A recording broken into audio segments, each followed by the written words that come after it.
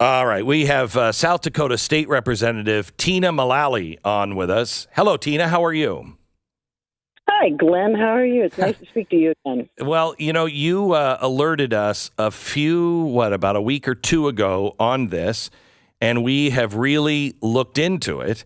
And we can't get a lot of answers, right from the horse's mouth, but another orifice of the horse has told us this is no big deal.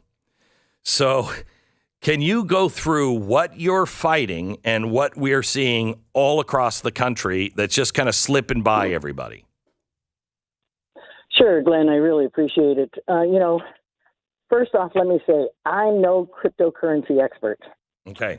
But when my colleagues and I came across what otherwise would have been a benign bill having to do with universal codes, we usually get them every 2 years, but we found an area in this bill that was redefining money. This redefinition will change how we deal with digital currency.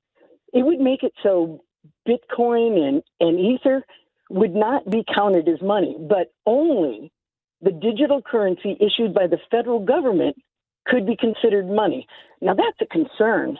Now, they've told us that, no, this is to help Bitcoin. This is because everybody's using Bitcoin and things like that. And so this will make Bitcoin, acceptable officially.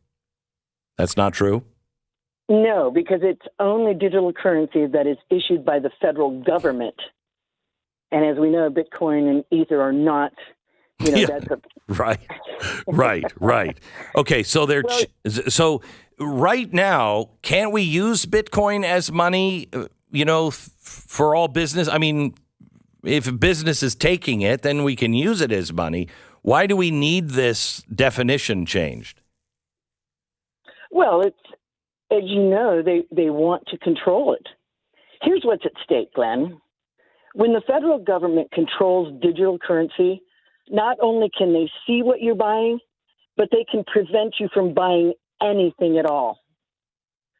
So my South Dakota Freedom Caucus colleagues and I all voted against this bill, but we didn't get the message out to the rest of the legislators in time. So we're trying today to make sure that this bill fails in the Senate committee. Okay, so what? Tell me why it's got to stop, and then tell me what people can do to help. Well, here's the reason why it's got to stop. Biden, he passed an executive order. Even listen to the IMF director, Bo Lee. Mm-hmm. And let's not forget people like Jerome Powell, who's a Federal Reserve chair.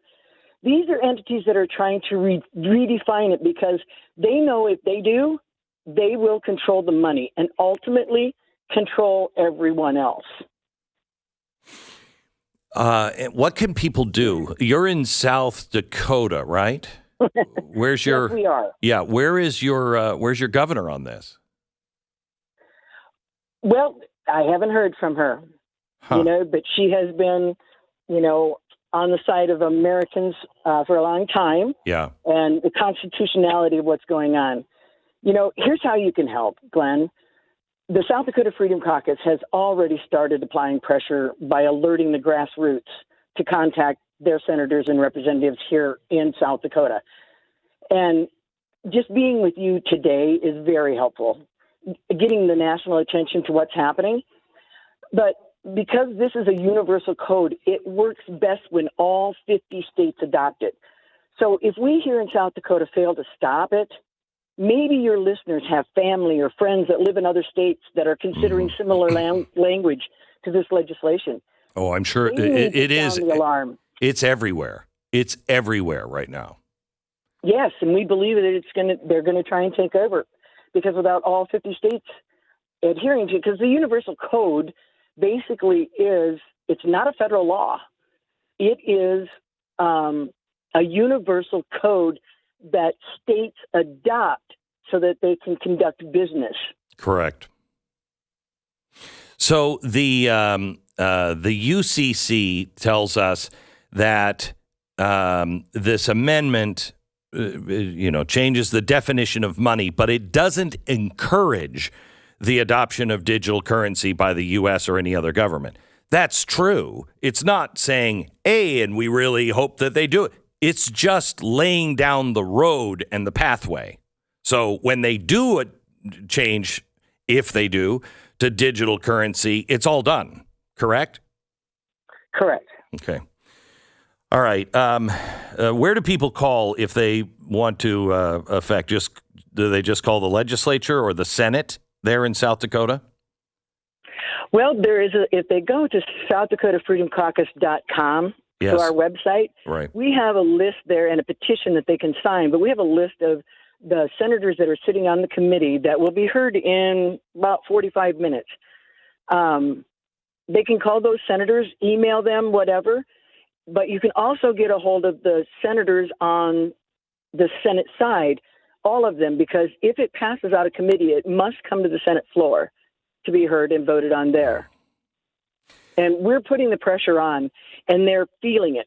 Good. I have heard that the people on the other side have become very, very vocal and all of a sudden very cash flush on sending people to stop people like you. So you must be. That is absolutely true. Yeah, you must be onto something. Tina, thank you so much for alerting us to this, and I highly encourage you to go to, is it South Dakota Freedom Caucus? Yes, sdfreedomcaucus.com. Okay, sdfreedomcaucus.com, and find out how you can help. You can contribute. All right, Tina, thank you so much. Appreciate it. Thank you for your time, Glenn. You bet. Okay, now,